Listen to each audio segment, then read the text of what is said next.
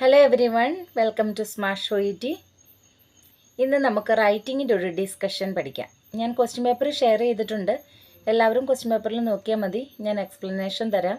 ഇന്നൊരു full writing ക്ലാസ്സാണ് നിങ്ങൾക്ക് ഞാൻ ഷെയർ ചെയ്ത് തരുന്നത്. അപ്പോൾ എല്ലാവരും ക്ലാസ്സിൽ ശ്രദ്ധിക്കുക, ക്വസ്റ്റ്യൻ പേപ്പറിലേക്ക് നോക്കുക. അപ്പം ഈ ക്ലാസ് നിങ്ങൾക്ക് യൂസ്ഫുൾ ആകുമെന്ന് വിശ്വസിക്കുന്നു. നമുക്ക് ഡിസ്കഷനിലേക്ക് സ്റ്റാർട്ട് ചെയ്യാം. ഓക്കെ, അപ്പോൾ ഞാൻ കാർഡ് നിങ്ങൾക്കായിട്ട് ഷെയർ ചെയ്തിട്ടുണ്ട്. കാർഡിലേക്ക് നോക്കുക. നമുക്കൊരു കാർഡ് ഫസ്റ്റ് കിട്ടുമ്പോൾ നമ്മൾ ആ കാർഡിൻ്റെ അവസാന ഭാഗം നമുക്ക് ആദ്യം നോക്കാം. നമുക്ക് പ്രിപ്പറേഷൻ ടൈം 5 മിനിറ്റ്സ് ആണ്. അപ്പോൾ 40 മിനിറ്റ്സ് ആണ് നമ്മൾക്ക് എഴുതാനായിട്ടുള്ളത്. ആ പ്രിപ്പറേഷൻ ടൈമിൽ നമ്മുടെ റൈറ്റിംഗ് ടാസ്ക് എന്ന് എഴുതിയിരിക്കുന്ന ഭാഗം, നമുക്ക് ലാസ്റ്റ് ഭാഗം നമുക്ക് നോക്കാം.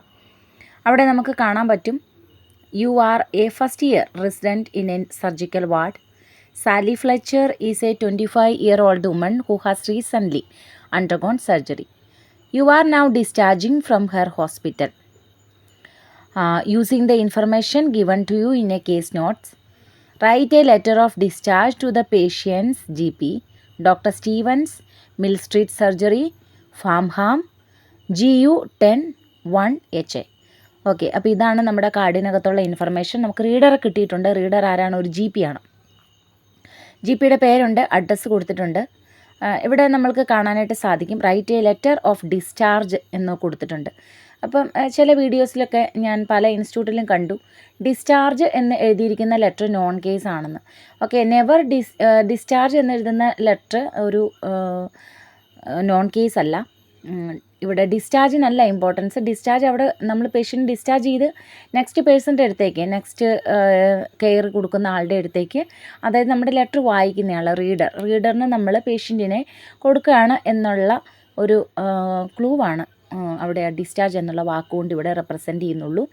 നമുക്ക് ഈ കേസ്, നമുക്കൊരു റൈറ്റിംഗ് ടാസ്ക് കിട്ടുമ്പോൾ എപ്പോഴും നമ്മൾ നോക്കുന്ന 2 കാര്യങ്ങൾ. ഒന്ന്, റീഡർ ആരാണ്, റീഡറുടെ ഡെസിഗ്നേഷൻ എന്താണ്, to whom we are sending. The next thing is whether it is a known case and unknown case. ഈ 2 തിങ്സ് ആണ് വി ഷുഡ് ഫൈൻഡ് ഇത് first when we receive the question paper.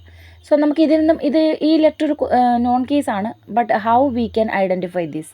നമുക്കവിടെ കാണാൻ പറ്റും, write a letter of discharge to the patients apostrophes. നമുക്കത് കാണാൻ പറ്റും. Patients എന്ന് ഉള്ള അവിടെ കൊടുത്തിരിക്കുന്നത് അപ്പോസ്ട്രോഫിയസിൻ്റെ അർത്ഥം പേഷ്യൻറ്റിൻ്റെ GP എന്നുള്ളതാണ്. അപ്പോൾ പേഷ്യൻറ്റിൻ്റെ GP എന്ന് പറയുമ്പോൾ അതിനർത്ഥം പേഷ്യൻറ്റിൻ്റെ അവിടുത്തെ ഓൺ GP ആണ്, പേഷ്യൻറ്റിൻ്റെ തന്നെ GP ആണത്. നമുക്ക് പല സ്പീക്കിംഗ് കാർഡൊക്കെ ചെയ്യുമ്പോഴും നമുക്കറിയാവുന്നതാണ്, യൂറോപ്യൻ കൺട്രീസിലൊക്കെ അവർക്കൊരു ഫാമിലി ഡോക്ടർ ഉണ്ടാവും. നമ്മുടെ നാട് പോലെയല്ല, അവിടെ ഒരു ഫാമിലി ഡോക്ടർ ഉണ്ടാവും. അപ്പോൾ ആ ഡോക്ടറാണ് ഇത്, പേഷ്യൻറ്റിൻ്റെ തന്നെ ഓൺ GP ആണ്. So it is a known case. നമുക്ക് എങ്ങനെയാണ് നോൺ കേസ് എഴുതുക? നോൺ കേസിൻ്റെ ഇൻട്രൊഡക്ഷൻ കുറച്ച് ഡിഫറെൻ്റ് ആണ്, നമുക്കതറിയാം. അപ്പം കോമൺ ആയിട്ട് എഴുതുന്ന പോലെയല്ല, അതിൻ്റെ ഫോർമാറ്റ് ഡിഫറെൻ്റ് ആണ്. ഇനി നമുക്ക് ലെറ്ററിൻ്റെ ഫസ്റ്റ് പേജിലേക്ക് വരാം. അപ്പം നമ്മൾ നോൺ കേസാണോ അൺനോൺ കേസാണോ എന്ന് ഐഡൻറ്റിഫൈ ചെയ്തു. പേഷ്യൻ്റ് ആരാണെന്നുള്ളത് നമ്മൾ ഐഡൻറ്റിഫൈ ചെയ്തു. ഓക്കെ, റീഡർ ആരാണെന്നുള്ളത് നമ്മൾ ഐഡൻറ്റിഫൈ ചെയ്തു, ഓൺ GP ആണ്. ഇനി നമുക്ക് ക്വസ്റ്റ്യൻ പേപ്പറിൻ്റെ ഫസ്റ്റ് പേജിലേക്ക് നമുക്ക് കിട്ടുന്ന സമയം കൊണ്ട് 5 മിനിറ്റ്സിൽ എത്രത്തോളം വായിക്കാമോ അത്രത്തോളം വ്യക്തമായിട്ട് വായിക്കുക. 5 മിനിറ്റ്സും കൊണ്ട് വായിച്ച് തീർക്കാൻ പറ്റിയില്ലെങ്കിലും വിഷമിക്കേണ്ട, വീണ്ടും വായിക്കണം കേട്ടോ. ക്വസ്റ്റ്യൻ പേപ്പർ നന്നായിട്ട് വായിച്ച് മനസ്സിലാക്കിയതിന് ശേഷം മാത്രമാണ് എഴുതാൻ പറ്റുള്ളൂ. പിന്നെ ഈസി ആയിട്ട് എഴുതാൻ വേണ്ടിയിട്ട് ഞാൻ പറഞ്ഞു കൊടുക്കാറുണ്ട്, എല്ലാം കൂടി ഒരുമിച്ച് വായിച്ചിട്ട് മൊത്തമായിട്ട് എഴുതാൻ പോകുമ്പോൾ നമുക്ക് കറക്ഷൻസ് വരും, ഒത്തിരി കറക്ഷൻസ് വരും. സോ നമുക്ക് സ്റ്റെപ്പ് ബൈ സ്റ്റെപ്പായിട്ട് നമുക്ക് എഴുതാം. ഒരു ലെറ്റർ അയക്കുമ്പോൾ നമുക്ക് ആദ്യം ഡേറ്റ് വേണ്ട കാര്യങ്ങളുണ്ട്, അത് നിങ്ങൾക്കെല്ലാവർക്കും അറിയാം. അങ്ങനെ ഒരു അഡ്രസ് പാർട്ട് ആദ്യം തന്നെ ഫില്ല് ചെയ്യുക. അഡ്രസ് പാർട്ട് ഫില്ല് ചെയ്തതിന് ശേഷം നമുക്ക് വേണ്ടത് ഇൻട്രൊഡക്ഷനാണ്. ഇൻട്രൊഡക്ഷൻ എന്തൊക്കെയുള്ള കാര്യങ്ങൾ ഉൾപ്പെടുത്തണം എന്നുള്ളത് നമ്മൾ പഠിച്ചിട്ടുണ്ട്. അപ്പം അത് വെച്ചിട്ട് ഇൻട്രൊഡക്ഷനിൽ വേണ്ട കാര്യങ്ങൾ എഴുതുക. ഇവിടെ നോൺ കേസാണ്, സോ നോൺ കേസിൻ്റെ ഫോർമാറ്റ് വെച്ച് ഇൻട്രൊഡക്ഷൻ എഴുതുക. നെക്സ്റ്റ് നമുക്ക് വേണ്ടത് നമ്മുടെ ബോഡി പാരഗ്രാഫാണ്. ബോഡി പാരഗ്രാഫിൽ പ്രസൻ്റ് ആയിട്ടുള്ള കാര്യങ്ങൾ, നമ്മുടെ അടുത്ത് പേഷ്യൻ്റ് റിസീവ് ആയതിനു ശേഷം എന്തൊക്കെ കാര്യങ്ങൾ നടന്നു, നമ്മൾ എന്തൊക്കെ ട്രീറ്റ്മെൻറ്റ് കൊടുത്തു, അതാണ് നമ്മൾ ബോഡി പാരഗ്രാഫിൽ ഉൾപ്പെടുത്തുക. ബോഡി പാരഗ്രാഫിലെ കാര്യങ്ങളെല്ലാം നമ്മൾക്ക് കൊടുക്കാം. അപ്പോൾ അതിന് നമുക്ക് വേണ്ടത്, നമ്മുടെ ക്വസ്റ്റ്യൻ പേപ്പർ നമ്മൾ പോകുകയാണെങ്കിൽ നമുക്ക് കാണാൻ പറ്റും, ഫസ്റ്റ് ക്വസ്റ്റ്യൻ പേപ്പറിൽ പേഷ്യൻറ്റിൻ്റെ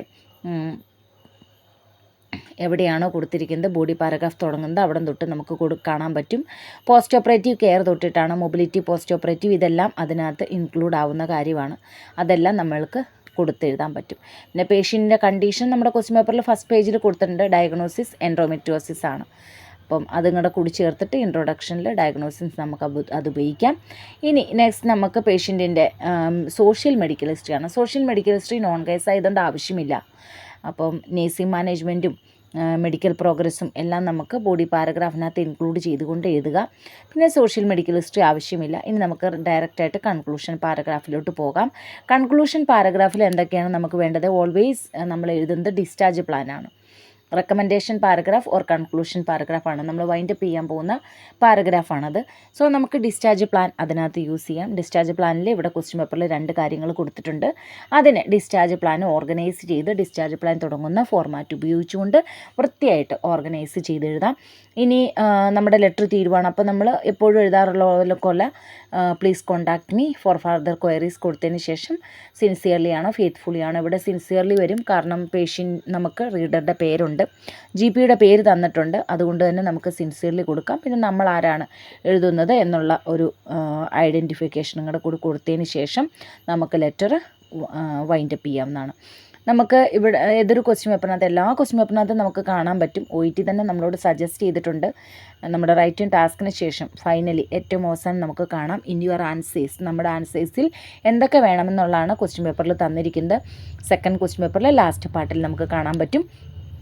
expand the relevant case notes into complete sentence. അതായത് ക്വസ്റ്റ്യൻ പേപ്പറിനകത്ത് അവർ കംപ്ലീറ്റ് ആയിട്ടുള്ള സെൻറ്റൻസ് തരില്ല. കുഞ്ഞു കുഞ്ഞു വാക്കുകൾ എന്തൊക്കെയാണ് സംഭവിച്ചതെന്നുള്ളത് നമുക്ക് തരുള്ളൂ. അതിന് നമ്മൾ സ്ട്രക്ചർ നന്നായിട്ട് ഒരു സ്റ്റേറ്റ്മെൻ്റ് ആക്കി, ഒരു സെൻറ്റൻസ് ആക്കി, കംപ്ലീറ്റ് സെൻറ്റൻസ് ആക്കി സബ്ജക്റ്റ് വെർബ് എല്ലാം ഉൾപ്പെടുത്തിക്കൊണ്ട് ഒരു വിശദമായിട്ട് നമ്മൾ ആ ലെറ്റർ എഴുതണം. Do not use note form, അതും അവർ നമ്മളോട് പറഞ്ഞിട്ടുണ്ട്. Use correct letter format. ആ കറക്റ്റ് ലെറ്റർ ഫോർമാറ്റാണ് ഇപ്പം നിങ്ങളോട് ഞാൻ ഡിസ്കസ് ചെയ്തത്. അപ്പോൾ ഇത്രയും കാര്യങ്ങൾ അവർ തന്നെ നമുക്ക് തരുന്നുണ്ട്. പിന്നെ അടുത്തതും അവർ പറയുന്നുണ്ട്, the body of your letter should be approximately 200 words. Use correct letter format. വീണ്ടും ലെറ്റർ ഫോർമാറ്റ് കൃത്യമായിട്ട് യൂസ് ചെയ്യാനായിട്ട് പറഞ്ഞിട്ടുണ്ട്. നമുക്ക് അപ്രോക്സിമേറ്റ്ലി 200 വേർഡ്സ് ആണ്. നമ്മൾക്ക് വേർഡ്സ് കൗണ്ട് ചെയ്തുകൊണ്ടിരിക്കാൻ പറ്റില്ല നമ്മൾ എക്സാമിൻ്റെ സമയത്ത്. So 200 words is equal to 180 to 200 words എന്നാണ് അവർ പറഞ്ഞത്. Is equal to 23 to 25 lines എന്നാണ്. എക്സാമിനകത്ത് നമുക്ക് നോൺ കേസ് ആണ് വരുന്നതെങ്കിൽ ചിലപ്പോൾ നമുക്ക് കുറച്ച് വേർഡ് കൗണ്ടൊക്കെ ഉണ്ടാവുള്ളൂ, 20 ലൈൻസ് ഒക്കെ ഉണ്ടാവുള്ളൂ. അത് വെച്ചിട്ട് വറിയൊന്നും ആവണ്ട, ഉള്ളത് എഴുതിയാൽ മതി. ഇറലവൻ്റ് ആയിട്ടുള്ളത് അവോയ്ഡ് ചെയ്യുക. സെമി റെലവൻറ്റും റെലവൻറ്റും കൂടെ കൂട്ടിച്ചേർത്ത് ഒരു 25 ലൈൻസ് വരെ എഴുതാനായിട്ട് ശ്രമിക്കുക. ഇനി 23 ലൈൻസിൽ താഴെയാണെങ്കിലും വിഷമിക്കേണ്ട. റിലവൻ്റ് ആയിട്ടുള്ള കളഞ്ഞിട്ട് നമ്മൾ ലൈൻസ് കുറവാണെങ്കിൽ നമ്മുടെ മാർക്ക് പോകുന്നേ ഉള്ളൂ, അല്ലെങ്കിൽ നമുക്ക് പോവുകയില്ല. അപ്പം ഈ ലെറ്റർ നിങ്ങൾക്ക് മനസ്സിലായിട്ടുണ്ടാവുമെന്ന് വിചാരിക്കുന്നു. അപ്പോൾ കൃത്യമായിട്ട് ക്വസ്റ്റ്യൻ പേപ്പർ വായിക്കുക. ഓക്കെ, സോ നമ്മുടെ ഡിസ്കഷൻ ഇന്നത്തെ ദിവസം റൈറ്റിങ്ങിൻ്റെ കഴിഞ്ഞു. ഈ ക്ലാസ് നിങ്ങൾക്ക് യൂസ്ഫുൾ ആണെന്ന് തന്നെ ഞാൻ വിശ്വസിക്കുന്നു. എല്ലാവരും ലെറ്റർ എഴുതി നോക്കുക. നിങ്ങൾ ലെറ്റർ എഴുതിയതിന് ശേഷം താഴെ കമൻറ്റ് ബോക്സിൽ ഇടുവാണെങ്കിൽ ഞാൻ അതിൻ്റെ എക്സ്പ്ലനേഷൻ കറക്ഷൻ നിങ്ങൾക്ക് തരാം. ഓക്കെ, അപ്പോൾ സെൽഫ് സ്റ്റഡി നടത്തുന്നവർക്ക് അല്ലാതെയുള്ളവർക്കും ലെറ്റർ എഴുതുവാനായിട്ട് പാടുള്ളവർക്ക് ക്ലാസ് വളരെ യൂസ്ഫുൾ ആയിരിക്കുമെന്ന് വിശ്വസിക്കുന്നു. നെക്സ്റ്റ് വീഡിയോയിൽ കാണാം. അൻറ്റിൽ ദെൻ ബൈ ബൈ.